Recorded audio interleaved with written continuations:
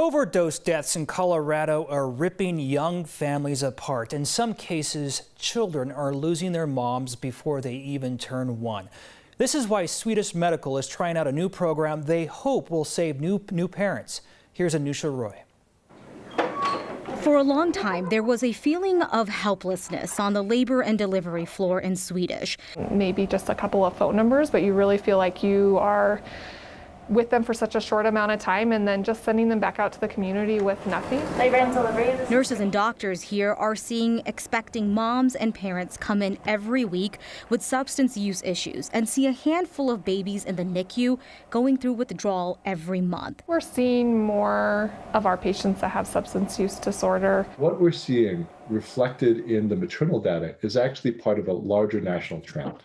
Overdose has been consistently climbing up the rankings of causes of death of Americans, especially young Americans. It's now to the point drug overdose is a leading cause of death when it comes to maternal mortality. Suicide and overdose kind of flip-flop depending on the year. So Swedish launched a new program 2 weeks ago where after screening patients on the labor and delivery floor, they send families home from the hospital with naloxone, an overdose antidote. Most moms are lost after delivery. And the reason for that is because moms who struggle with addiction oftentimes cut back drug use during their pregnancy. They don't want to affect their infant. After pregnancy, relapse happens and the tolerance is lower and overdoses can happen. The hope, and also what I think projects like the Colorado Naloxone Project are doing, is normalizing the use of this, that it's not just it can be anyone. The pilot program comes with training for staff to help bridge the gap of stigma that is magnified when an expecting parent also needs help with drug use. I think there is a fear that if they are honest, or, why are we asking these questions, or how they answer, that, that they are going to face some consequences. So I think that's where the training for our nurses has come in, to really just try and come at it from an honest perspective.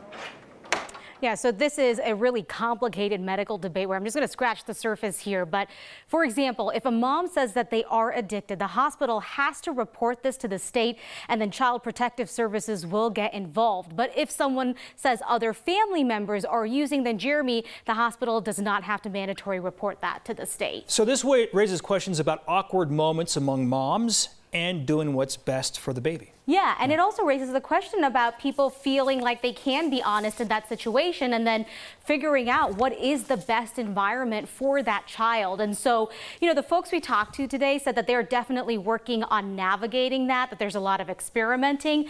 And part of that could be more open-ended questions that can justify sending naloxone home, not just for the parents, but anyone in the family who may need it. But then again, Jeremy, it's always about weighing what is the best for that baby. All right, thank you, Anusha.